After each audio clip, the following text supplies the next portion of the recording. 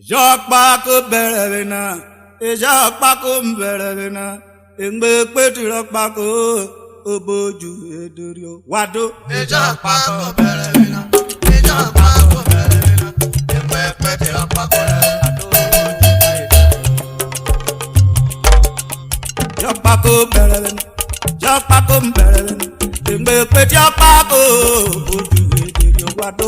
Jokpako berevena, Jokpako berevena, Engbe peti rokpako, Oboju edurio. Jokpako berevena, Jokpako berevena, Engbe peti rokpako, Oboju edurio. Wado. Jokpako berevena, Jokpako berevena, Engbe peti rokpako, Oboju edurio.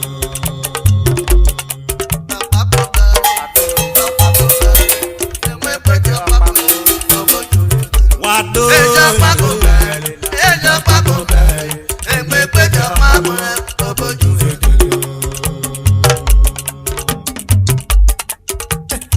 Eji mi yeri ukokori bedi bedi. Great URHOBO immortal musician. Kondo Yosuna. Chief Doctor Opa Aribo. Iminio. Asapaniya kayaka. Ofobipam. Ade tuwe. Awe boribu no URHOBO. The authentic President Kennedy. Igwe Voketa Nesio Pani President. Oyotaro Boraye. Chief of Paribo remained the president of Great URHOBO Immortal Musician. Hey, oye kan survivori Dr. David Ubiri. Arwarako. Davido. Hey, Osemo.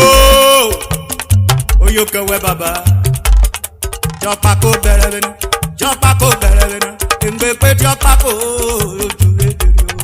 Jokpako berevena, Jokpako berevena, Engbe pe Jokpako, Oboju edurio. Jidadi berevena, Jidadi berevena, Engbe pe Jokpako oju edurio. Jokpako berevena, Wado, Jokpako berevena, Wado, Engbe pe Jokpako, Oboju edurio. Jisenior berevena, Jisenior berevena, Engbe pe Jokpako oju edurio.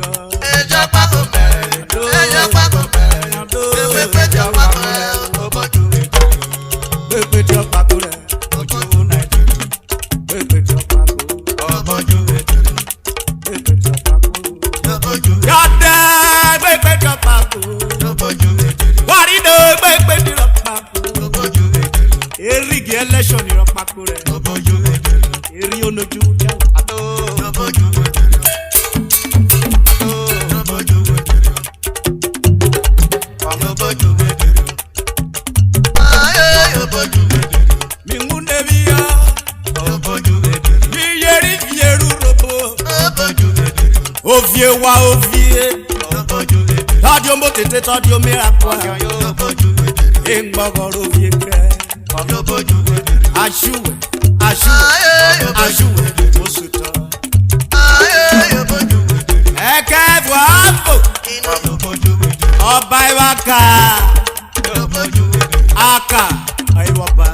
Oboju edurio. Aye, Oboju edurio. Oboju edurio. Jimi pikuri yinko. Oboju edurio. Yinko rovie. Oboju edurio. Ovie joa yuwe yo. Oboju edurio. Okpobori loroguran yo. Oboju edurio. Awokoko fioko. Oboju edurio. Ayiwo toboyi. Oboju edurio. Aye, Oboju edurio. Olorogun na beauty yoto. Oboju edurio. Obi abebi yo. Oboju edurio. Yori yesi sofo. Oboju edurio. Oda ọjà. Oboju edurio. Ọrẹ yesi si kwe. Oboju edurio. Biro mi yo. Oboju edurio. Anesi sofo na. Oboju edurio. Ọ̀pákó ọ̀nẹ̀rù. Oboju edurio. Aye, Oboju edurio. Ó ń bó tètè kọ̀rọ̀ rẹ̀. Aye, Oboju edurio. Opako Cornero. Ariebe Kubo. I do the Kubo. Kai refu wero viejua. Kai friend tiyo. Kai Kobo no guafa. Abi oteti. Ologun na ko yudi oti. Ko bi ebe bi oti. Ori yesi si yori. Ona Opako obere. Ore yi tazon ifu. Ore la wache. Ore na ko ebe gari. Ye gbe pe ti Opako. Ye gbe pe ti Opako. O mo tete na ku wieru no. Oja wo bere ni. Ati me wo wieru no. Uvie di to ko kari yo. Ye gbe ti Opako. Ye gbe ti Opako. I want friend tea. Ya fun wero vie joa nu ro. Kari paso norogo era. Oyo poda firodo.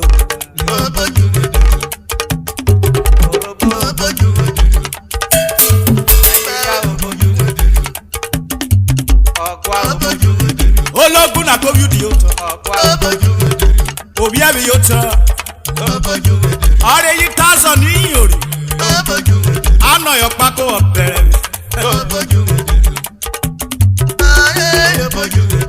Ore yi tazo. Ujuve gbikwe. Obero chebe. Omotete karawe. Arabe munure.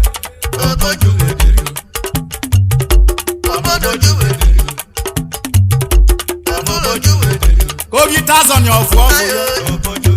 No your Opako. Opako na kofwere ne. Tazon ni yorin atami obere. Jogba.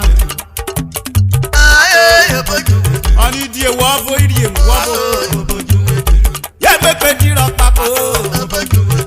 Ye gbe pe ti Opako. Ologun na ko etare. Oni tazon ni yorin. I met an Opako na be. Opako Cornero. Ariebe Kubo. Adu di Kubo. Ayiri yin akware rupo ninu. Yade ayi tuwe bire. Ayi dagari gore. Omo tete na ko tare ne. Eni go wo be rasia. Ekari ekero ita. Ole. I was sisi in a joy. Ovie na kori yopa. Ovie kori brorie. And Opako wa Opako ninu. Opako ye bere bio. Nene sibo. Uko toru ne mena. Wewe robo tete. Ogoro Opako ke. Wewe Opako. Ogoro tomo tete na. Omi jingo oke. Ebi akoda vera. Lefo na mare.